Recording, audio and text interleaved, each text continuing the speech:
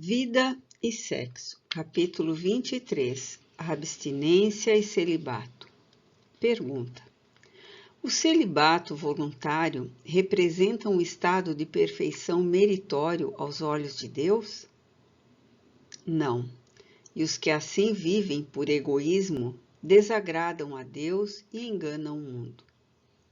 Pergunta: da parte de certas pessoas, o celibato não será um sacrifício que fazem com o fim de se votarem de modo mais completo ao serviço da humanidade?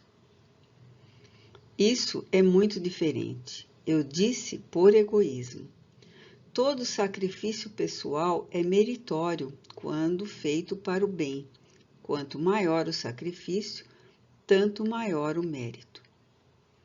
Questões 698 e 699 de O Livro dos Espíritos. A abstinência em matéria de sexo e celibato na vida de relação pressupõe experiências da criatura em duas faixas essenciais. A daqueles espíritos que escolhem semelhante posição voluntariamente para burilamento ou serviço, no curso de determinada reencarnação, e daqueles outros que se veem forçados a adotá-las por força de inibições diversas. Indubitavelmente, os que consigam abster-se da comunhão afetiva, embora possuindo em ordem todos os recursos instrumentais para se aterem ao conforto de uma existência a dois, com o fim de se fazerem mais úteis ao próximo, de certo que traçam a si mesmos escaladas mais rápidas aos cimos do aperfeiçoamento. Agindo assim por amor, doando o corpo a serviço dos semelhantes e por esse modo amparando os irmãos da humanidade, por meio de variadas maneiras, convertem a existência sem ligações sexuais em caminho de acesso à sublimação, ambientando-se em climas diferentes de criatividade, porquanto a energia sexual neles não estancou o próprio fluxo. Essa energia simplesmente se canaliza para outros objetivos, os de natureza espiritual, e em concomitância com os que elegem conscientemente esse tipo de experiência, impondo-se duros regimes de vivência pessoal, encontramos aqueles outros, os que já nasceram no corpo físico, induzidos ou obrigados à abstinência sexual, atendendo a inibições irreversíveis ou a processos de inversão, pelos quais sanam erros do pretérito, ou se recolhem a pesadas disciplinas que lhes facilitem a desincumbência de compromissos determinados em assunto do espírito.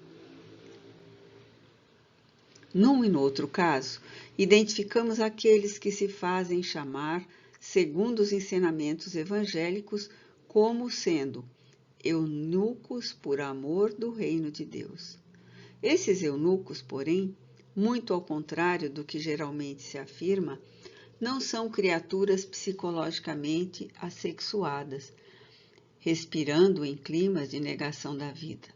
Conquanto abstêmios da emotividade sexual voluntária ou involuntariamente, são almas vibrantes, inflamadas de sonhos e desejos que se omitem, tanto quanto lhes é possível, no terreno das comunhões afetivas, para satisfazerem as obrigações de ordem espiritual a que se impõem. Depreende-se daí a impossibilidade de se doarem a quaisquer tarefas de reparação ou elevação sem tentações, sofrimentos, angústias e lágrimas, e às vezes até mesmo escorregões e quedas nos domínios do sentimento, uma vez que os impulsos do amor nela se mantêm com imensa agudeza, predispondo-se à sede incessante de compreensão e de afeto. Entendendo-se os valores da alma por alimento do espírito, impossível esquecer que a produção do bem e do aprimoramento se realiza à base de atrito e desgaste. A semente é segregada no solo para desvencilhar-se dos empeços que a constringem, de modo a formar o pão, e o pão, a rigor, não se completa em forno frio. A força no carro não surge sem a queima de combustível, e o motor não lhe garante movimento sem aquecer-se em nível adequado. Abstinência e celibato, seja por decisão súbita do homem ou da mulher, interessados em educação dos próprios impulsos no curso da reencarnação, seja por deliberação assumida antes do nascimento na esfera física, em obediência a fins específicos, não contam indiferença e nem anestesia do sentimento.